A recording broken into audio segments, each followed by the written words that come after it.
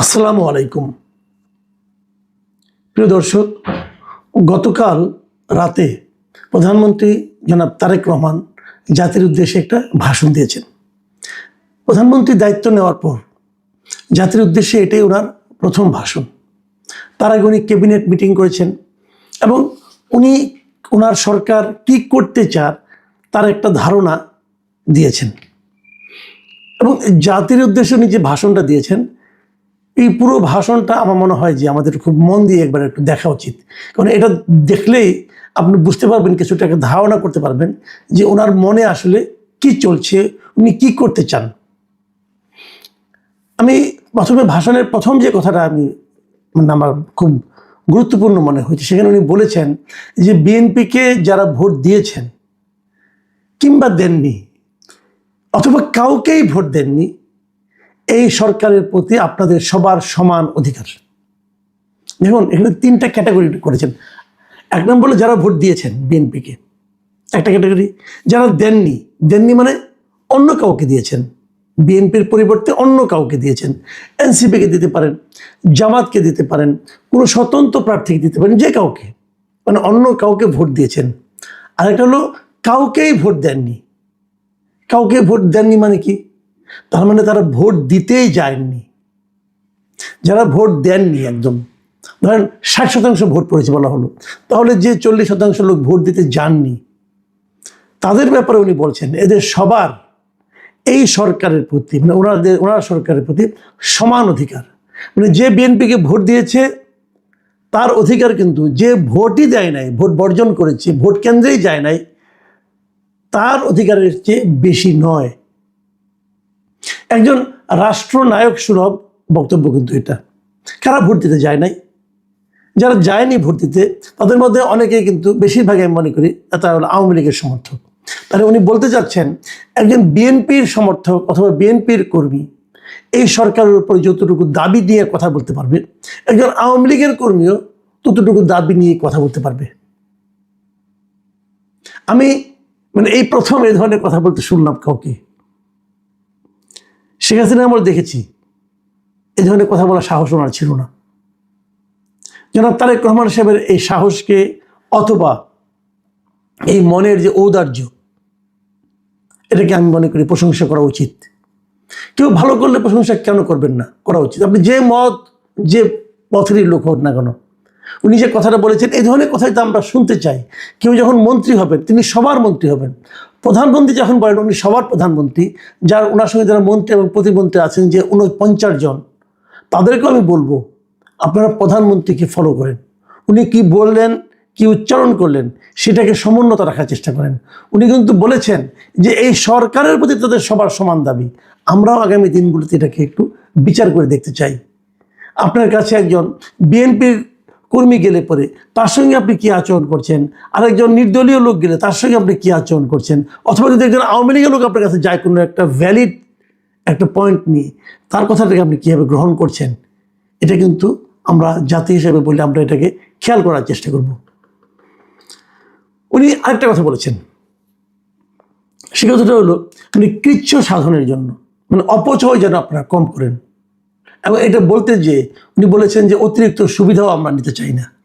এবং এই অতিরিক্ত সুবিধা না নেওয়ার বিষয়টাকে উদাহরণ হিসেবে বলতে যে উনি বলেছেন যে বিএনপির যে সংসদীয় দলের যে প্রথম সভা হয়েছে, সেই সভায় ওনারা সিদ্ধান্ত নিয়েছেন যে কোনো এমপি সরকারি সুবিধা নিয়ে ট্যাক্স ফ্রি গাড়ি বা প্লট নেবেন না। এমপি হলে কিন্তু একটা প্লট পায়, এমপি হলে একটা ট্যাক্স ফ্রি গাড়ি পায়। এটা কিন্তু অনেক লোভনীয় একটা ব্যাপার কিন্তু। তো এইটা তারা কেউ নেবেন না বলে ঘোষণা দিয়েছেন। আমার কাছে এই ঘোষণাটাও ভালো লেগেছে। এবং আপনারা জানেন এর মধ্যে বিরোধী দল যেটা জামাতে ইসলাম, তারাও ঘোষণা দিয়েছে যে তারা কোনো ট্যাক্স ফ্রি গাড়ি নেবে না। অবশ্যই এনসিপি কোনো ঘোষণা দিয়েছে কিনা এখন আমার জানা নাই, তারা হয়তো নেবে অথবা নেবে না, আমি জানি না। আমি মনে করি এই ঘোষণা দেওয়ার তো কোনো দরকার নাই। আমি তারেক রহমান সাহেবকে অনুরোধ করব, সংসদের প্রথম অধিবেশনেই এই ট্যাক্স ফ্রি গাড়ি নেওয়ার যে প্রবণতা এবং যে নিয়মটা আছে, এই নিয়মটা বাতিল করে দেন। তারা নতুন করে কোনো ঘোষণা দেওয়া লাগে না। আপনারা বলে দেন যে একজন এমপি সরকারি যে কোনো সুযোগ সুবিধা পাওয়ার ক্ষেত্রে, প্লট অথবা ফ্ল্যাট অথবা গাড়ি পাওয়ার ক্ষেত্রে 10 জন সাধারণ মানুষ যে সুবিধা পায় তার চেয়ে কিছুই বেশি পাবে না। এরকম একটা নিয়ম করে দেন, তাহলে আর এর নতুন করে আলাদা করে জনে জনে প্রতিজ্ঞা করতে হবে না। একইভাবে আমি আপনাকে আরেকটা অনুরোধ করব, আমলাদের ব্যাপারে একটু খবর নেন। একজন সচিব, একজন অতিরিক্ত সচিব অথবা একজন যুগ্ম সচিব, ওনারা নিয়ম অনুযায়ী কি পরিমাণ গাড়ির কি সুবিধা ভোগ করেন, তেলের কি সুবিধা ভোগ করেন, একটু খবর নেন। এবং অনেক সময় নিয়মের বাইরেও ওনারা যে মন্ত্রণালয়ে আছেন সেই মন্ত্রণালয়ে যদি কোনো প্রজেক্ট থাকে, সেই প্রজেক্টের গাড়ি, পিডির গাড়ি কোথায় আসে একটু খবর নেন। একটু খবর নিলে সমাধানটা আপনার কাছে ইজি হয়ে যাবে।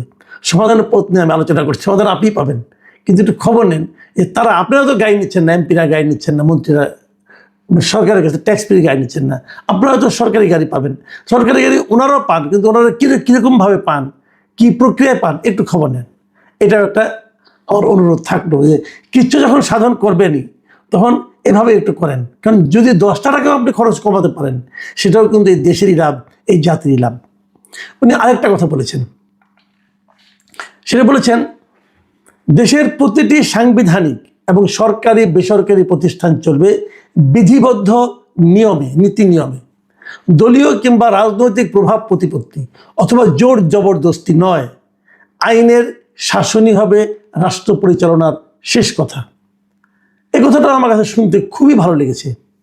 কিন্তু এই যে বেসরকারি সরকারি প্রতিষ্ঠান যে নিয়মের মধ্যে চলবে, এগুলো রাজনৈতিক প্রভাব প্রতিপত্তি এখানে খাটানো যাবে না, এটা মনিটরিং কে করবে? আমি যতটুকু জানি অলরেডি বিভিন্ন সরকারি কর্মকর্তা কর্মচারীদের মধ্যে একটা হুজুগ শুরু হয়ে গেছে।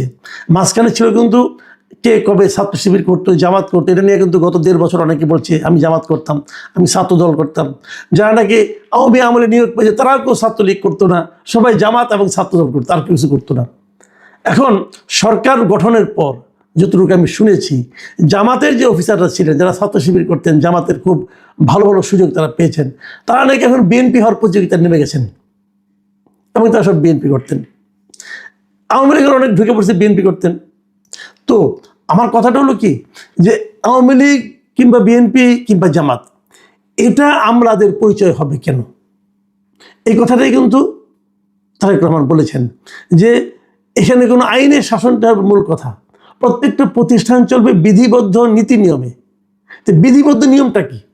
এই বিধিবদ্ধ নিয়মে কি বলা হয়েছে যে যদি কেউ বিএনপি করে তাহলে তার দ্রুত প্রমোশন হবে? বিধিবদ্ধ নিয়মে কি বলা হয়েছে যদি কেউ আওয়ামী লীগ করতে এক সময় এই জন্য তাকে ওএসডি করা হবে? বলা হয়েছে? ভাই, যদি বলা না হয়ে থাকে তাহলে আমি তো মনে করি একটা নিয়ম করা উচিত। এখন তো নিজেকে আওয়ামী লীগ বলবে না, জামাতও বলবে না, সবাই বিএনপি বলবে। যে লোকটাই বলবে যে আমি বিএনপির কর্মকর্তা ছিলাম, আমি বঞ্চিত হয়েছি, এই সমস্ত বলে কিন্তু এক ধরনের সিম্প্যাথি ক্রিয়েটের চেষ্টা করবে। যেই বলবে তার বিরুদ্ধে ব্যবস্থা নিন।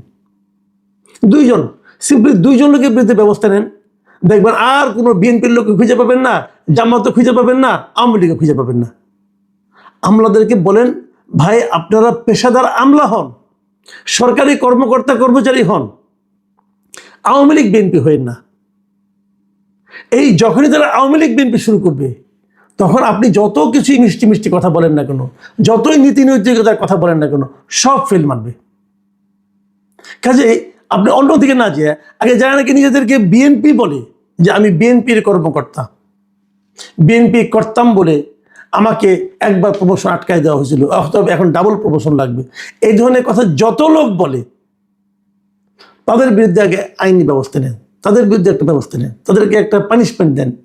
আপনি দেখবেন আর কোনো আমলা আর সচিবালয়ের মধ্যে এই আওয়ামী বিএনপি জামাতের এই জিনিস আর চলবে না। এতে আপনার কোনো ক্ষতি হবে না, কারণ যারা বিএনপি করে, যারা নিজেদেরকে বিএনপির আমলা বলে পরিচয় দেয়, এরা আসলে আপনার ক্ষতি করে। আওয়ামী লীগের আমলে যারা আওয়ামী পন্থী আমলা ছিল তারা কিন্তু আওয়ামী লীগের ক্ষতি করেছে, তারা আওয়ামী লীগ করে বলে নিজেরা প্রচুর দুর্নীতি করেছে। আবার এই দুর্নীতির কথা যখন আসলো তখন আরেকটা কথা বলতে চাই। যদিও প্রধানমন্ত্রী বলেছেন যে এই বিএনপি সরকার সব ধরনের অনাচার অনিয়মের সব সিন্ডিকেট ভেঙে দিবে, এটা শুনে আমি আশাবাদী হয়েছি। আমি হেরে অতদূর যাব না, আমি একটা সিন্ডিকেট ভাঙার জন্য এই মুহূর্তে বলবো, সেটা হলো এই ব্যবসায়ীদের সিন্ডিকেটটা ভেঙে দেন যদি পারেন। এটা ভাঙলে অনেক কিছু সুবিধা হবে, আপনি তাৎক্ষণিক ফল পাবেন। দুর্নীতির কথা বলছিলাম, দুর্নীতি আপনি মানে করতে দিবেন না বলছেন, এটা হলো সব বাংলাদেশে আমি মনে করি এই মুহূর্তে সবচেয়ে বড় সমস্যা হচ্ছে দুর্নীতির সমস্যা। এটাকে কীভাবে দমন করবেন? বিগত সরকার কিংবা তার আগের সরকার, অন্তর্বর্তীকালীন সরকারের কথা বলি আর হাসিনা সরকারের কথা বলি, এরা সবাই কিন্তু বলেছিল যে সম্পদের হিসাব দিবে, কেউ দেয় নাই, কেউ দেয় নাই। আপনি নিয়ম করেন যে সম্পদের হিসাব খেলে দেবে না, প্রতি বছরে 31শে ডিসেম্বরে সবাইকে তার যার যার সম্পদের হিসাবটা দিতে হবে। জানুয়ারি ফার্স্ট উইকে সেটা যে যেখানে জব করেন, যে যেখানে মন্ত্রী করেন, সেই মন্ত্রণালয়ের ওয়েবসাইটে সেই হিসাবটা সবার জন্য দর্শনযোগ্য অবস্থায় থাকতে হবে। সেটা মন্ত্রী হোক, প্রতিমন্ত্রী হোক, উপদেষ্টা হোক, কিংবা সচিব হোক, যুগ্ম সচিব হোক, অতিরিক্ত সচিব হোক, ডেপুটি সেক্রেটারি হোক, সবাইকে দিতে হবে। এই একটা জিনিস আপনি করে দেন এবং সেটা ওখানে ওয়েবসাইটে থাকবে। 1 বছর পরে আবার থাকবে, আগেরটা ফেলে দেওয়া যাবে না, আগেরটাও থাকবে, পরেরটাও থাকবে, এরকম চলতে থাকবে আপনার পুরো শাসনামল। করে ফেলেন। এটা করতে কিন্তু বাড়তি কোনো খরচ নাই, করে ফেলান। এই শেষ মুহূর্তে ডক্টর ইউনূস সাহেব যে একটা গুজামেলের হিসাব দিয়ে গেছিল, এরকম হিসাব কোনো লাভ নাই। সম্পদের হিসাব মানে যে ব্যক্তি, সেই ব্যক্তি, তার সন্তান, মানে তার পরিবার বলতে তার পিতা মাতা, স্ত্রী পুত্র কন্যা এবং স্ত্রীর মানে স্বামী স্ত্রীর মানে যে যাই হোক না কেন, নিজে এবং তার স্পাউসের পিতা মাতা, এই সম্পত্তিগুলো হিসাব দিতে হবে। দিতে বলেন, দেখবেন ঠিক হয়ে গেছে। তা না হলে আপনি আমাকে বলেন, একটা কথা আমি বলে শেষ করি। প্রধানমন্ত্রীর কার্যালয়ে আজকে দেখলাম যে ওনার প্রেস সেক্রেটারি নিয়োগ করা হয়েছে, ডেপুটি প্রেস সেক্রেটারি নিয়োগ করা হয়েছে, আরও অনেককে নিয়োগ দেওয়া হয়েছে। আমি এটাও দেখলাম প্রেস সেক্রেটারির বেতন হলো সচিবের পদমর্যাদা, উনি বেতন পাবেন 78,000 টাকায়। উনি বেতন পাবেন 78,000 টাকা। ওনারা যারা উপদেষ্টা আছেন, প্রতিমন্ত্রীর মর্যাদা হোক আর মন্ত্রীর মর্যাদা হোক, তাদের বেতন কত হবে? বাংলাদেশের বর্তমান বেতন স্কেলে কারো বেতনই, বেতন ভাতা সব সহ 1.5 লাখ টাকার বেশি হবে না। 1.5 লাখ অথবা 2 লাখ, ম্যাক্সিমাম 2 লাখ হবে না আমার মনে হয় এখন যে বেতন স্কেল আছে। আমি যতদূর আগে সর্বশেষ জানতাম 1,75,000 টাকার মতো বেতন ভাতা সব সহ পায়। তো এই বেতনে চাকরি নেওয়ার জন্য সবাই উন্মুখ থাকে কেন? এটা বলেন, কেন উন্মুখ থাকে? আগের প্রধানমন্ত্রী শেখ হাসিনা আমরা জানতাম যে ওনার পিয়নও নাকি 400 কোটি টাকা পেয়ে যায়। তো 400 কোটি টাকা যদি পিয়ন পায়, তাহলে তার ওই চাকরি নেওয়ার জন্য 10 টাকা দাম, ওটা বেতন যদি 10 টাকাও হয়, তাও তো ওখানে চাকরি যাওয়ার জন্য সবাই মানে লাইন লাগাবে। এখন এত টাকা বেতনের চাকরি কেন, এই অল্প টাকা বেতনের চাকরি কেন করতে যায়? এটা কিন্তু একটা বড় প্রশ্ন। দেখুন, আমি নিজে ইউটিউবে এগুলি করি, আমি কিন্তু এর চেয়ে অনেক টাকা বেশি ইনকাম করি, বিদেশ থেকে আসে আমার কাছে, গুগলের মাধ্যমে আসে। এটা আমি রেমিটেন্স বলতে পারি না, আমি দেশের উপকার করতেছি একদিক দিয়ে। তো আমাকে যদি অফার দেওয়া হয় যে তোমাকে একটা চাকরি দিচ্ছি, তোমাকে অমুক বানাবো, আমি কিন্তু যাবো না। অনেকে বলে আমি মহান, এই জন্য যাবো না। ভাই, মহান টামান কিছু না। আমি যাবো না এই কারণে যে আমি তো ওর চেয়ে বেশি টাকা ইনকাম করি, এখন স্বাধীনভাবে ইনকাম করি। তো ওখানে গেলেও তো ওই টাকাটা পাবো না, আমার তো সংসার চলবে না তাহলে।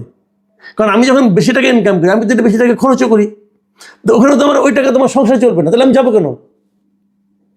আমাদের মধ্যে অনেকে যাওয়ার জন্য কিন্তু লাইন দিয়ে বসে আছে, 2 জন সফল হয় সেই লাইন দিয়ে।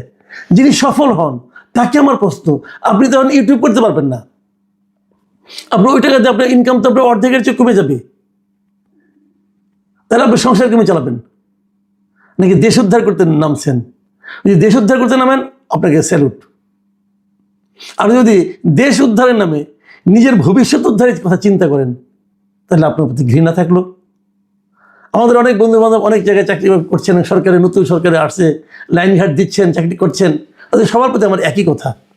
যারা সচিব আছেন, আমি বলবো সবাইকে, সরকারকে বলবো আপনারা এই আইনটা করেন, সম্পদের হিসাব দিতে পারেন, আর কিচ্ছু লাগবে না। প্রিয় দর্শক, এখন এ পর্যন্তই।